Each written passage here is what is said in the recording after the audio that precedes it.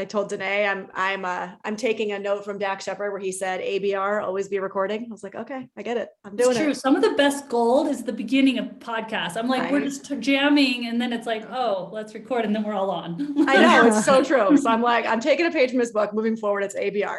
I love it. So we're really excited for this. Danae's going to intro you.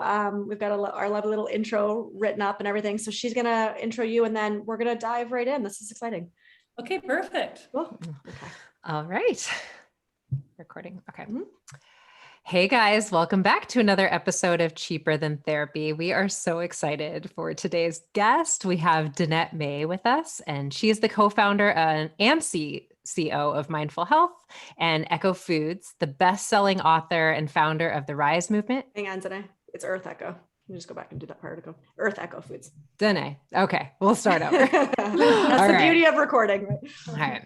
All right. Hey guys, welcome back to another episode of Cheaper Than Therapy. Vanessa and I are so excited for today's guest. We have Danette May with us. She is the co-founder and CCO of Mindful Health and Earth Echo Foods, best-selling author, founder of the Rise movement, keynote speaker, high-level executive coach, fitness and nutrition expert, entrepreneur, wife and mother, woman. Woo! I'm blown away just in the introduction. Thank you so much. The definition of a multi-hyphenate. You guys are nice. I'm going to hang out with you all day. Just walk around. We'll just, reflect back to you all day long.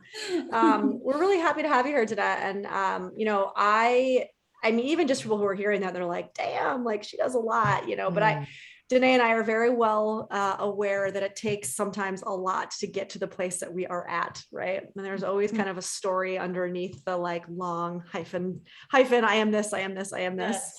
And usually we just kind of start this way with most of our guests, like, what's your story? How did you get here, right? Like, what was kind of the catalyst for you to become who you are today?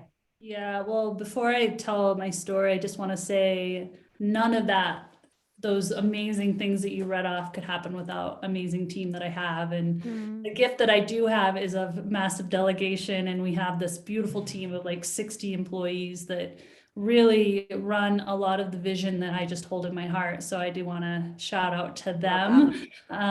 So I do want to say that it does take a village for any greatness to occur, and Amen. Really and strong friendships, people that support you when you're down and help you remember your light and all that stuff. So I do want to do a shout out to friends as well. But my past is kind of laid out complete opposite of everything you just read. Didn't have a team, didn't even really have solid friendships. I was in a period in my life where, and I won't go way back, but I was married and I had my first child, pregnant with my second child, but I'm in this state of being a trainer, right? I'm going into work every day, training clients, but I'm going through the motions. I'm this woman who has turned off her intuition because her intuition is so loud around the decisions she's making around religion, the decisions she's making around her relationship, her marriage, the life she's living, the home she's living in, the place she's living in. And it's so out of context of the truth of her true essence she doesn't know what to do but turn it off because she's there. She's married, she's got a child, she's going to a church, she's got the only friend she does have is within that church. So you just turn it off. And that's what led me to, truly, I think the loss of my son. I was pregnant with him. I had strong intuitive hits to head into the hospital that something was wrong. But when you're really good at turning off your intuition, you just get yourself busy. And this is for everyone, no matter what your intuition is. A lot of times we bury it with work, scrolling on our phones, watching media, hanging out with people that are not helping us get to our truest, fullest expressions. And for me, I just went into busy and I turned off that intuition, which led me to having my son and not bringing him home. And that led me on a path of deep depression, unraveling. It was a gift. I always say that the passing of my son was what truly woke me up, because it was in that unraveling that I really was like, I'm at my rock bottom. Now I don't care. Now I'm here and I don't care. And so I'm just going to lay out all my truths. because I have nothing else to lose at this point. And that's really when I just started to go, this is who I am. This is how I want to be.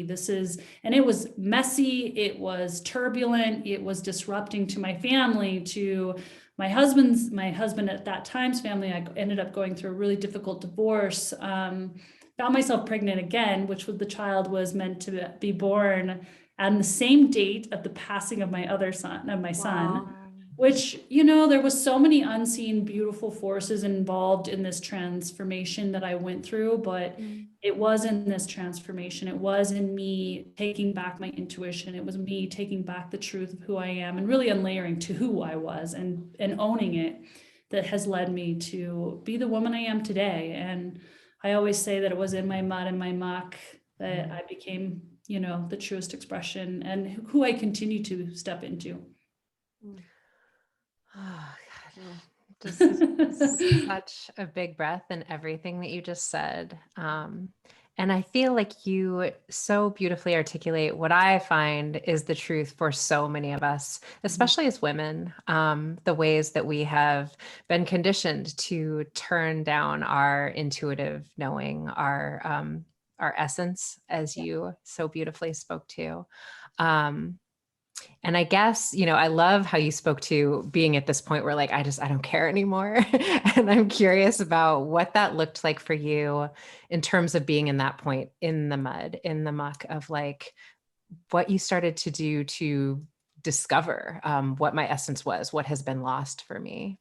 Yeah. And I always say that if you're at rock bottom or you're in chaos, Mm-hmm. this is Napoleon Hill type quote, but equal or greater good is coming. And this is a beautiful time where you are basically being shafted. They always talk about this, like in biblical times, the shafting of the tear, like I'm going to totally mutilize the Bible quote, but it's like when you're in this breakdown, you literally remove the things in your life that you were kind of holding on as a mask. And that's what's so beautiful is you get to unlayer into this essence of who you are, or you can call it the refiner's fire, right? It's this heating up, a molding, and it's hot and it's fiery and it's uncomfortable.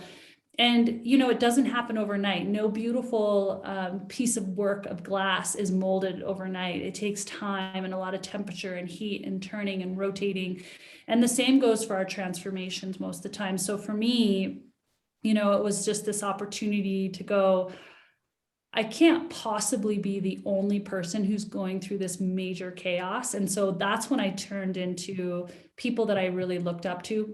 They didn't know that I existed. They were like mentors that a lot of us look up to, and really looked behind the curtain of what did they do. And the thing that I found was that all of them had a messy, crazy past. And I was like, cha-ching, I got that too. This is good. This is good. So you can always say, I'm destined for something. If the messier my past, the more beautiful my future can be. And so I started really finding the common denominators between these really great people and implementing those common denominators. And it's not rocket science. So this is what I build all my fundamental programs on. It's what I build my fundamental coaching on, and then go from there. And it's really what's changed my whole life. So it sounds like, to Danae's question, it's like when you were in that moment, we start to, this is very common for all of us. It's like we start to look to other people to say, like, who else has been here, right? Yep. Like I need to connect to something or someone else outside of self to know that I'm not alone in this. And in that experience of realizing you weren't alone, it almost like, it's not that in that moment meaning is made, but in that moment you start to have that feeling of I am not alone. And then you're able to, get real, like start to take action on some of the things that, like you said, like dropping some of those things that you're hiding behind, right? Like that actual action can then happen once you have that moment of connectedness to others that have had experiences like yours. Yeah, I was thinking when you just said something, when you hit this rock bottom, then it makes you look to people that are doing really well. But I actually think humans are interesting people, because what I find most humans do is they look, so like their relationship is struggling. They go to their girlfriend who has an equally struggling relationship. Like, can you give me some advice? Like I'm going through this. Or people that have financial struggles and are like really have these big dreams of financial abundance. They go to the person who doesn't have financial abundance and ask for advice. So I do want to say kudos to anyone who's like truly going to a real mentor or a real coach who's done what you're looking to do, not just anybody who's going to make you feel better. Like, oh, you're actually doing really well. It's like, no, let someone like serve you up right and speak truth to you, even if it feels a little achy and a little hard to hear. So I do want to just say that most humans don't do that. I don't think. Well, I feel like we have to reach a certain level of desperation before we get there, right? Yeah. Like if we're comfortable enough, sometimes we do just stay in the comfort of those around us. But I think to your point, we have to be deep enough in the muck that we need a solution. Well, and sometimes I think, we go to those people who, like your point, like the girlfriend who has this kind of similarly toxic relationship. Sometimes we go there, like you said, Danae, we're not quite there yet. It's almost like we just want people to make us feel better. Yep. We just want people to reflect back to us, like what you're doing is normal and okay, just keep doing it, because we're not actually ready yet to do something different, to do something greater, to, grow and extend outside of ourselves. And I want to normalize that too, because I think many of us do that. And I think that is, it's normal. Totally. Yeah. So when you kind of started stripping away, so, like you said, you went through a painful divorce. I mean, it didn't happen overnight, obviously. So, you go from, so when you say trainer, are you a fitness trainer? I'm assuming. Yeah. So what did that look like for you? I mean, did you just start were you like in the state of being a seeker and you were just kind of seeking and listening and taking in information? And then, I guess, how did that translate into the external? How did that, that inner transformation translate? For me, like I said, I was a trainer, but here I was this trainer that was now in depression. Yeah. And I say this word really interesting because there's different levels of depression. And granted, up until this point, I had experienced like the slowest of the gamuts of like just having a bad day. But then there's true depression where people literally can't get out of their home. And it's the thought of even exercising is not even in the realm, because people, like, as a trainer, I used to be the trainer that was like, just exercise and it'll help you with depression, right? Yeah. Or don't eat lots of sugar and it'll help with anxiety. But when you're actually in true depression, that desire to even work out is so difficult to happen. And that's where I was. So I was in this 3-month, would literally tell my young daughter what a curb was and explain what a curb was, because I wouldn't even go outside with her when she wanted to go outside so that she wouldn't go past the curb.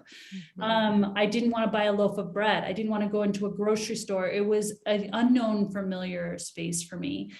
But I do remember the day, and I write about it in my first book, The Rise, but I remember the day because it was like, you got to go out just for a walk, like just a walk. And it was this constant like conversation in my head, and a walk to me is nothing now, right? But at that time it was huge.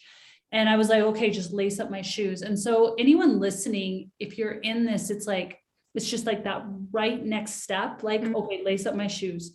Now open the door. Now walk down the step. That first couple like little blocks in the sidewalk, right there, then there. And there was like the second corner of that block. I mean, I was like shuffling. And the reason there was resistance around movement, in particular, walking around the block, AKA, I think it's because their movement is what cracks open that soul.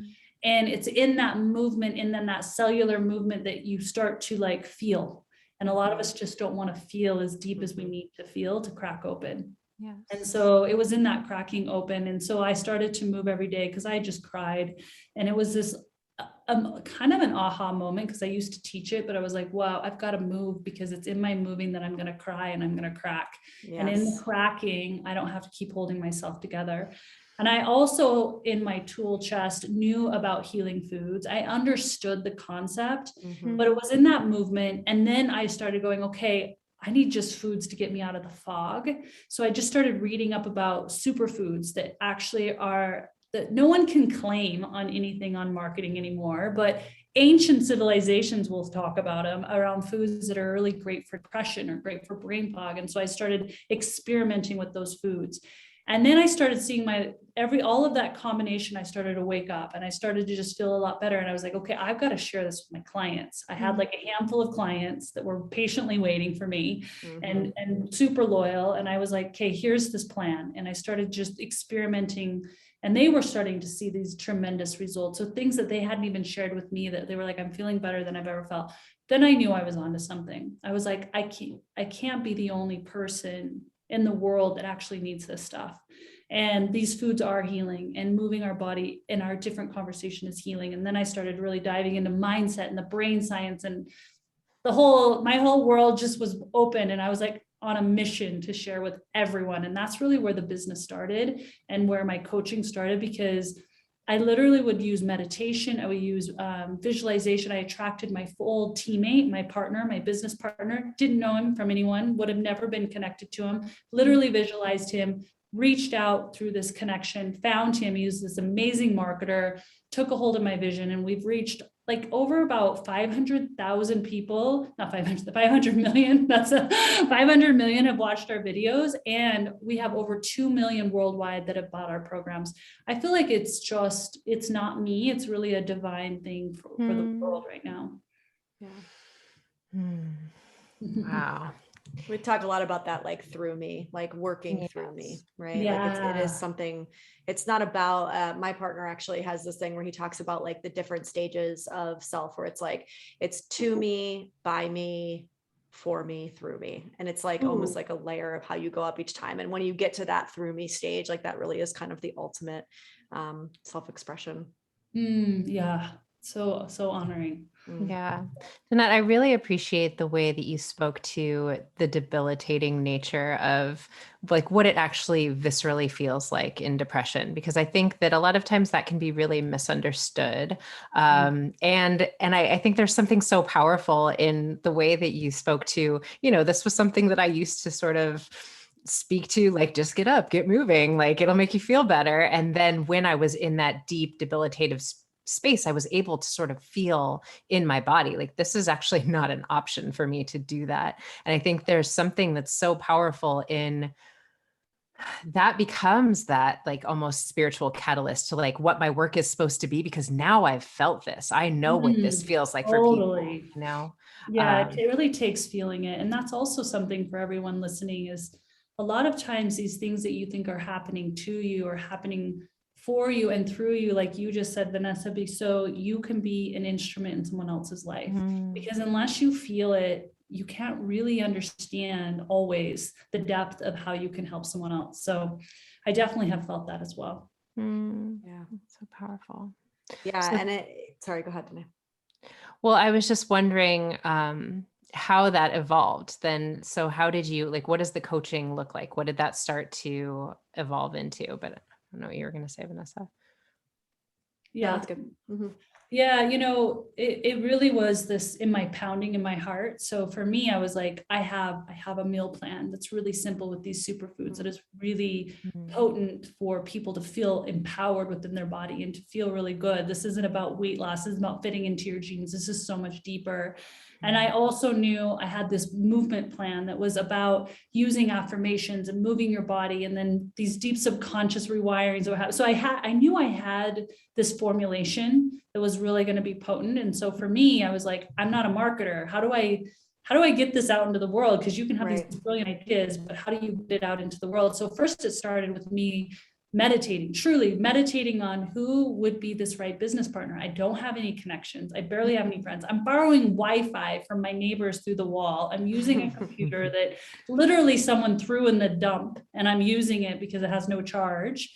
And I was just at this rock bottom, beautiful place of just knowing in my heart that I had something that really could help people. And so it was this meditation that I received, this idea to reach out to, or to look for business people trending on Twitter, random, found a name, reached out, how we always do, through Facebook Messenger, because that's how we find everyone. And finally got on a phone call and really pitched my idea. It kind of went on deaf ears, but you have to stay persistent. You have to continue to show up in this vision and know it's bigger than you and know that it's going to impact the world. And so over time, I was able to convince this person that this was something that was going to really help a lot of people. And I was the person to partner with, that I wasn't just an idea. I was going to put some work and faith behind it.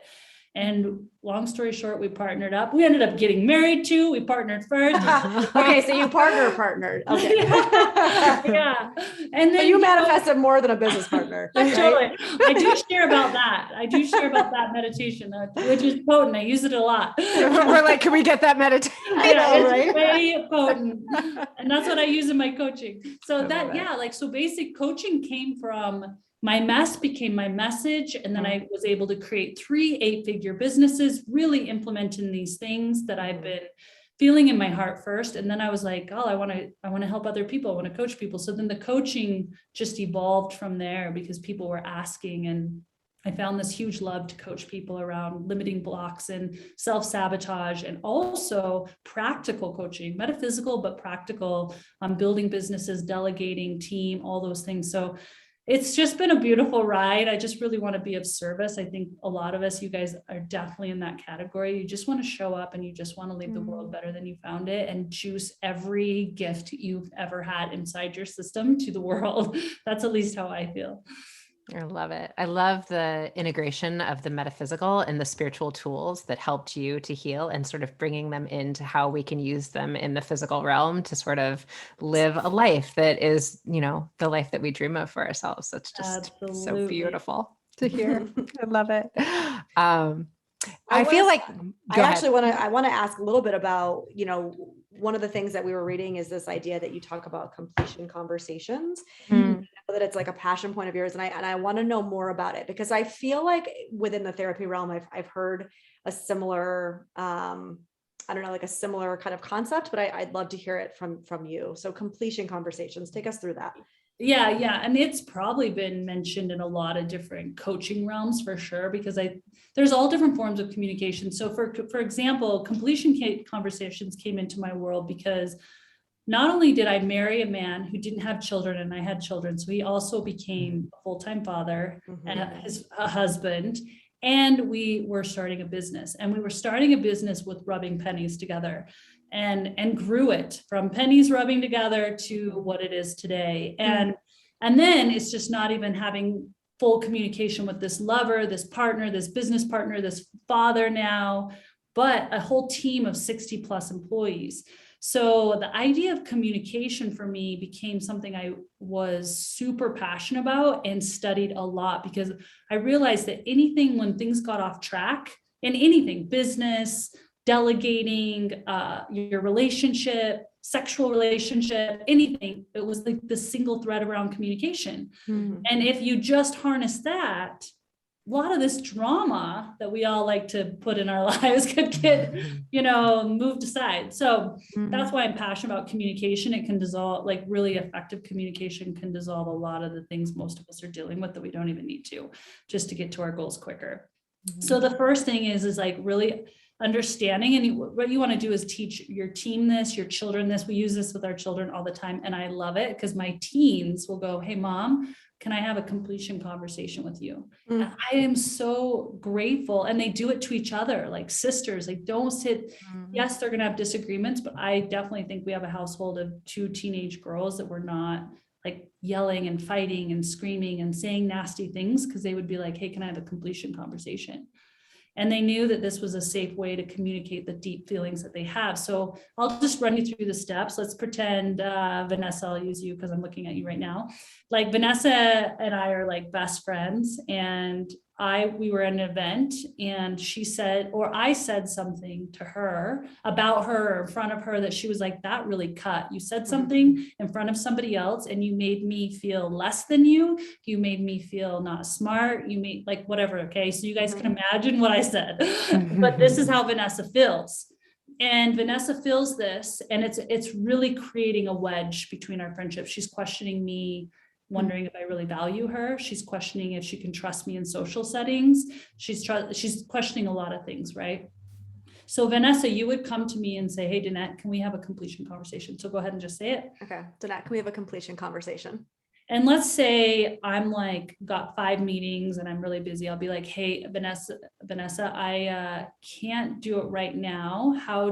Especially if I'm heightened, because as soon as someone says I want a completion, you're like, oh crap, I just did something and I got to get ready for this. I got to be in a good space. So I'd say, hey, how about tonight at 6 p.m.? Does that work for you? Okay, that works. Okay. So then at that time, when everybody's okay, we're ready to be in this conversation. Vanessa, you would say what you felt. You would say, when this happened at this event, you said this, and it made me feel like this, right? Yeah. It really made me feel underappreciated, and it made me feel a lot of shame, and it made me feel embarrassed, and it just made me feel like you didn't respect me or appreciate me. Okay, so she says this. Most likely, I'd be like, that's your own shit. Like deep down, I'm thinking this, right? Or I'm defensive. like, I totally didn't mean to do that. Like, how did you even take that? Like, I could say all that, but you don't. This is where a real leader needs to show up, because it doesn't matter whether I meant it. It doesn't matter whether I think it's her past wounding.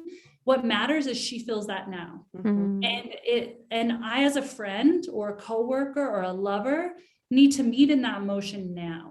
So I would say to Vanessa, okay, so when I did this, and I'm reiterating it, right? Because the biggest thing is you want Vanessa to know that you get it. Right. So then I would say, like, I would think of a time when I felt like how she felt. And I'd be like, hey, Vanessa, wow, I remember when my mom did that to me and it made me feel like this. Does that how it made you feel? And you would be like, yeah.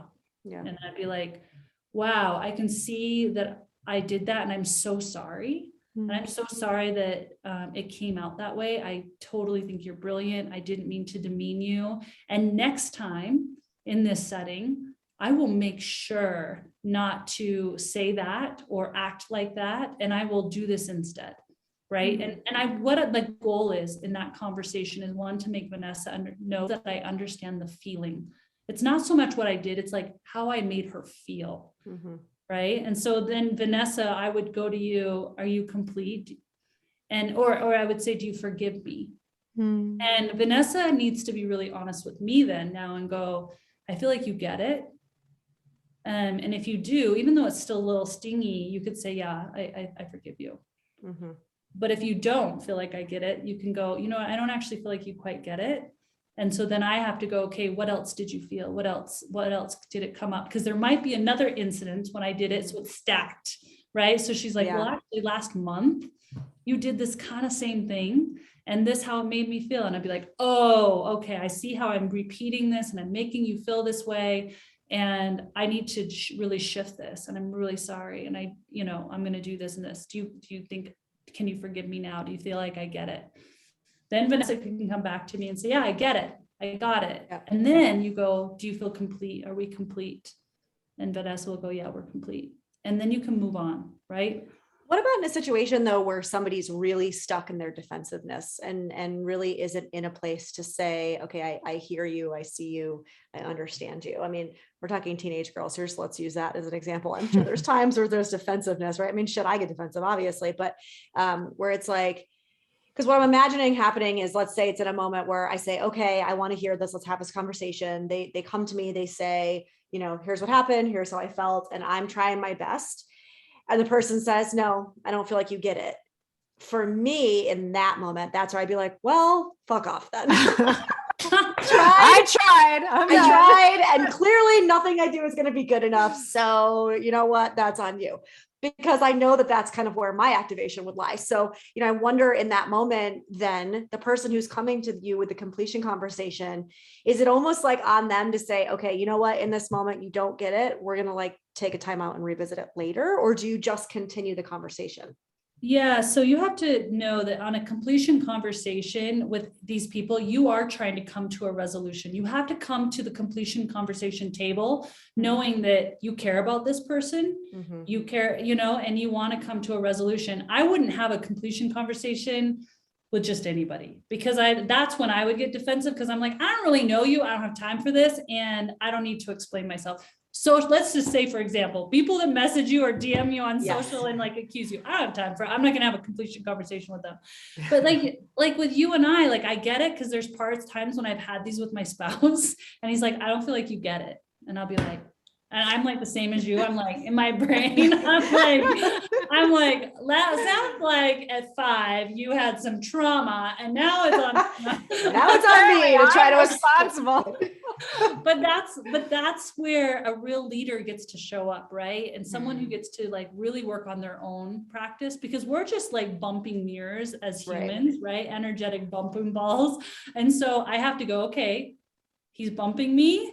And I have to swallow it and be like, you know what? I actually love him. I know he cares about me and I care about him. So I'm going to swallow this and really try to get to where this pain is, because most likely it has nothing to do about that event.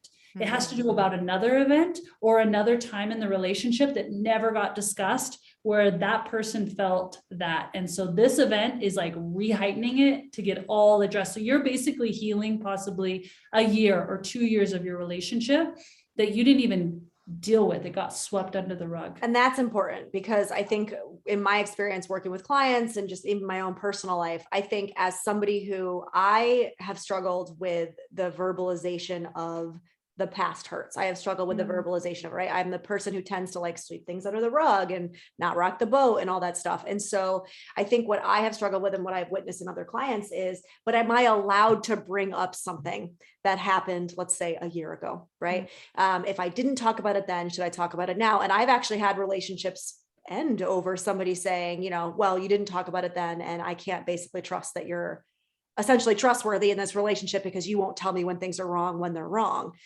Which that in itself is shaming. We won't go into that, but I imagine it's got to take a lot of, I guess, inner awareness for sure, and kind of like breathing into the space of like, they are allowed to bring up past hurts. You know, no one gets to tell you that you're not allowed to hurt about something, even if it's been a year later. Like, that's okay to bring that up. And you probably didn't have this tool then. Yes. So you get to say that too. I didn't have the tools that I have now. So thank you for letting me clear using this tool. Yes. Yeah. Yeah. And I love that you spoke to the commitment that you have to this relationship, because I think that's important, because a lot of times we're not going to invest the time in sitting in what feels uncomfortable unless this relationship really matters to me. And I think that's an important point. One thing I wanted to ask you about, Danette, that I felt really curious about for, you know, people in leadership roles, and you know, we're talking about your team and that you have 60 plus employees. What has this last 18 months been like for you as a business owner? Yeah. You know, there's the whole different gamuts of emotion and I love this honest feedback question. So I'm just going to be real. So we're obviously in the health industry. So we are already, for me, our business, I kept telling our team, we were built for these times. One, we're all virtual. All 60 employees were virtual. So everyone was working from home anyway. 2, we were already set up through Zoom, through Slack, virtual modalities, done. We have a business that was all about people working out using their own body, eating healing foods, and really boosting their immune systems and taking ownership of their health, their mental health and their physical. I was like, we were built for this. So on a business level, we were fine in that regard, but also with employees. And now I think a business, the hardest part of any business, it's not the growing of the business, it's the employees. Yes, totally. It's the employees, because you're basically managing people and all of their, just like we said, with these pain points, you've got all these people with different triggers and different things going on in their life. And I did notice that what I've noticed over the last 18 months, in particular with relationships in general, that you either got closer and stronger together, or you got like where you were like, no, that doesn't work for me, we're moving apart. I don't think there was a lot of in between over the last 18 months. What was your friendships? Because I even was looking at my friendships. I was like, it's like crickets out there with some of these friends. I looked at my lover relationship, right? And your coworkers. So my lover relationship got closer, thank goodness. But I mean, even if it didn't, I wouldn't look at that as a negative, because I'd be like, I'm being shown something that I need to look at, that I've been like kind of dismissing because nothing got really rocked, right? But our coworkers, some of our coworkers, we just were like, this doesn't work anymore. Like, I'm not. And so there was a big cleansing that happened within our team during this period. And it's kind of still trickling right now. And so that's been rough. It's not easy to let people go. It's not easy to be like, hey, we're going this direction, and I think you're going this direction, and we need to cut ways, you know? So that's what's happened in the business is just like, hey, we've got a big mission and we need everyone on full steam ahead. We only had a couple people that were really in fear. And when they were really in fear, you can't do your work. Yeah. When you're operating and you're choosing to listen to CNN and you're choosing to watch the news and just be heightened like this all day long, you're not going to be an effective worker. And we had to let some people go like that. And that was very, very minimal. But that just goes for anything. If you're going to choose to live in fear, you're not going to show up as a great lover. You're not going to show up as a great friend. You're not going to show up as a great coworker. So we're getting pinged. Sorry about that. But anyway, yeah, like that's what happened for us. How about you guys? Have things been similar noticings? Yeah. I mean, I feel like I hear you speaking to a lot of, like what's been present on a collective level, which is that like all of the stuff that was there below the surface sort of came to the surface for all of us. And if there was a lot of fear that maybe we hadn't had a reckoning with, it was very present, and we had no choice but to sort of to look at it. And I think it's really interesting to me, you know, because I would imagine as a business owner, it's not just you know, the pressure of like, we need to keep things going because like, what is our future going to look like? But, you know, your employees have families and like all of those. So you're taking all of that into account with whatever decision you're making always. But at a time where if, you know, if I give in to my fear, then the ship's going down. So somebody's got to believe in possibility. Somebody's got to believe in like what we're going to do to get through this. And so I think that is where like our true leadership skills get shown. Because I think that, you know, I certainly heard a lot of therapists that were like in the beginning, like, this is going to be a luxury thing. Nobody's going to be doing therapy. And I was sort of like, well, I sort of trust that like things will work out as they're supposed to. And this has been like, I mean, mental health has been at the forefront of everyone's world and the busiest time, you know. I think there will always, if we sort of like shift into the mode of like, I don't know, I'm going to trust, I'm going to believe that things are going to work out as they're supposed to, then they end up being all right. And like you said, what is this here to teach me, right? It's just like it's happening for me instead of to me. I mean, and that's not to minimize all the real suffering that's obviously occurred and happened in the last 18 months and people who have lost family members and all of the things. And I think for many of us, we can look at what's gone on as such a huge paradigm shift, you know, just in like the taking off the veil in so many ways, right? Whether it's mental health, whether it's in, you know, just discrepancies in income levels and like people's access to healthcare, just all the things that have been kind of shown the light.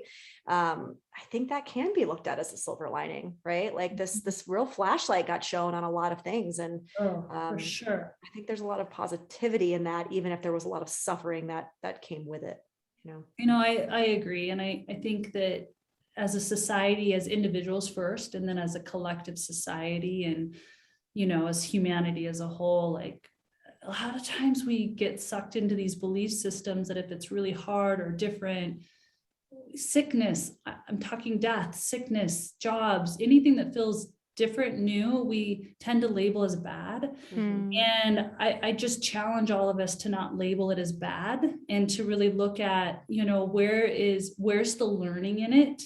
And also just trusting, like, I don't look at the loss of my son, and I can speak to death because I've had it, you know, I don't look at the loss of my son as something bad. And I know that might be hard for some parents who have lost children or loved ones to really hear me say. It's taught me so much. And I actually really believe in the power of this energy, that just because someone's passed on from the physical does not mean they're gone in the spiritual. They're not gone energetically. I feel his presence probably more than I would if he was in the physical realm. And that's on me to decide if I choose that and if I believe that. And I just want to invite people to recognize that the world is always changing. It's not, you know, we don't have to control it all. And it's not, we don't even have to label it as bad. We can just say, you know, where can I learn from this? What's the message that I get to take from this? And where do I get to look for unseen forces and powers and energies outside the physical realm? Well, we don't get to control it, right? That is the thing. Like we have zero control over it. So the more we try to tell ourselves that we do, the more we actually suffer. Mm-hmm. Mm-hmm. Yeah. Yeah. I mean, thank you for saying that and sharing that with us, because I think that is, I don't know, just such a powerful way to hold all of this, especially when we're in fear. You know, it is us clinging to the illusion that we have some sort of control of any of this. And if we can just sort of surrender to what you said about, like, I love that, you know, this mess is sort of my opportunity to build something beautiful. Yeah. Yeah. Thank you. Absolutely. Yeah. So I was going to ask, so I know this is called the Cheaper Than Therapy podcast, but it's funny. I was coaching. It's been interesting the last few days. I've been getting on these one-on-one calls with these women. They were all women that were talking. They have these healing, and they're coaches, and they also do therapy. They have like certifications, and they all three told me that during this time, they kind of stopped. They felt like they were kind of like a deer in headlights and didn't know how to show up, didn't know how to increase their business or what to do with their business, and just kind of took on like 3 clients, but didn't like grow. And I wondered from your guys' perspective, because it would be different. Because to me, I was like, this is not the time to stop when you have healing and therapy and coaching abilities inside of you. More than ever, people need this. So let's go, you know. I was curious if you felt that people were wondering about their business that were therapists or coaches. I mean, because to me, I'm like, this is the time to go in your business if that's what you are. Because I think Danette, though, I think what I'm seeing is it's not that people are necessarily, I mean, today you could feel it, obviously feel differently, but I think what I've experienced from people is so many people are trusting in their ability to provide healing or to provide that space for healing. But what I've experienced is that, at least from the therapy side, not necessarily coaching, there is like right now we're in the midst of like a transition, or like an old guard is kind of being challenged and I don't know, crumbling kind of. That might sound scary to hear for a lot of people, but you know, therapy up until this point has been very rigid in like, this is what it looks like. This is what it sounds like. This is what it doesn't look like. And this is what it doesn't, you know, and there was such a push against anything digital. There was such a push against therapists showing themselves, being transparent, being accessible and relatable to people. And so what we've really seen happen in the last, 2 years is that all of that has kind of melted away. We had to go digital. We had to expand. We had to put ourselves out there. We had to be on social media, right? All of these new things. I think for those of us who, first, I think it was a generational thing. It was easier for some of us, right? Yeah. But I think for those of us also that were willing to embrace that discomfort and change, I think we struggled with it less. And for those who really were hardcore about like, but this is not what it should look like. This is not what it should be. There was a lot of struggle in the change and the evolution that kind of had to happen. And I don't see us going back now. That's the thing, right? Like we are where we're at, and we're only going to continue to go forward. But I think that's what I've experienced in a lot of colleagues who struggled more in the beginning as well. I don't know if Danette, if you feel differently, but. Wow. Yeah. That's really fascinating. It's good to hear about. Yeah. I mean, I think that's true in so many facets of our world. I think that I've had a lot of conversations with parents who are like really concerned that, our children are so far behind and they're like losing. And I'm like, behind what though, really? Right. Like if collectively everybody's behind, then aren't we just sort of like adjusting what the goalposts are? And really, isn't our world sort of shifting, right? Like, aren't we maybe preparing these children for a different world and different kinds of careers than maybe they would have had? And maybe schools are being recalibrated to, show up in a different way. And that's what the evolution is looking like. I think we need to sort of like get out of this mentality that like, everybody's going to be behind now. We're on this train that is like, well, maybe that is by design and we need to surrender to it, versus being like, oh, it's horrible. I don't know. Sometimes you got to burn shit to the ground in order to build something new, and I think in a lot of ways that, again, silver lining, I think that's what happened for so many industries and so many just, old systems and structures and government and just so many things that have been really burning around us. And it's like, well, but isn't that where growth comes from? It's like you said, it's in the burning, right? It's in this, in that fire. it's alchemical, and I think we're in that moment of alchemical change. And it hurts and it's burning and it's uncomfortable. And that's where we're at, Exactly. Love it. Yeah. The resistance does not make it stop. So No, it does not. yeah. Well, we have some lightning round questions that we ask all of our guests. Before we jump into that, though, I want to make sure everybody can kind of know where they can connect with you. You have a new book coming out. I know your first book, The Rise, was a bestseller, but you also have a second book coming out called Embrace Abundance. So why don't you just tell us a little bit about that, and also make sure people know where to find you before we buzz you with our Yeah. It's interesting. Hay House had come to me, Hay House Publishing, and it was right before all this chaos started, the pandemic started, and they were like, we want you to write another book. And then we stopped the conversation, and then right before, they were like, do you know what you want to write on? And it was in that beginning of the pandemic when we were quarantined, all of us didn't know what was going on, or we didn't even have really our opinions formulated, right? We just were like in this, like, okay, I'm just gonna hunker down a day.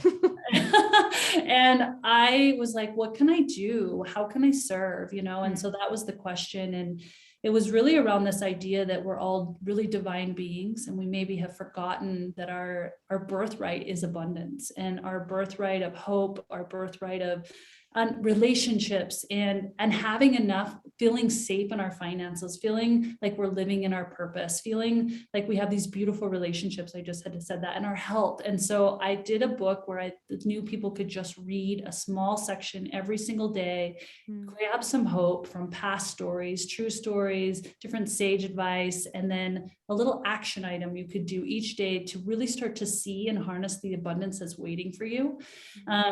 These are all things I personally did when I went from nothing to what I live today. And so I just wanted to show people that they're inherent right, and what's waiting, literally ready to be grabbed, is more abundance.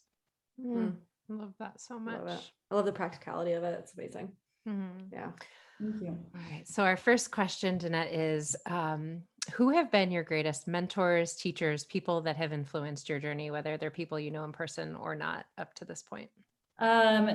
So Think and Grow Rich, Napoleon Hill, is one of those. I say that book title because most people recognize it, but I feel like he's like this father figure. I even cut out his face and put it on my vision board. I just feel his presence. And if you read really a lot into his other books, it's phenomenal. He's been a huge mentor. I would say that, I think Jack Canfield, he is actually alive. Wayne Dyer, Louise Hay, a lot of the Hay House authors were impactful for me. Love it. Okay. So the second question is, where do you find yourself in a state of flow? So what's that thing that you could be, just blink your eyes and, a whole day is gone? Oh my gosh, nature. When I'm submerged in beauty of nature, it's the essence blends, and that's where my flow is found. The essence blends. It's beautiful. Love it. So many quotable moments from I know. you, Danette. And then what breaks your heart? Division, or not understanding that we're one. Amen. And the last one's tough. What's your favorite food? Cheese and crackers. Right. Love it. All right. Totally relatable. Go eat that for days. I love it. So Amazing. good. Wow. Well, we're so grateful to have you on. This was a really great conversation. I think something that will be really helpful to a lot of people to hear, especially the thing about the conversations. Like, people are always trying to eat up, like, what tangible tools can I take away and use in my relationships, and to just help me strengthen them and strengthen my own kind of, inner resolve, my own toolbox. And so I appreciate you bringing that to the listeners. You're welcome. And you guys, I put all that in the new book, Embrace Abundance. Completion Conversations is in there. Awesome. So it breaks it down. And I'm just wishing everyone the best on their journeys. And there's so much hope. There's so much goodness. There's so much brightness coming for all of us. We just get to open our eyes and see it. So deeply inspiring. Thank you so much for being here, Danette. Yeah. Great. Thanks for having me. Thank you, Danette.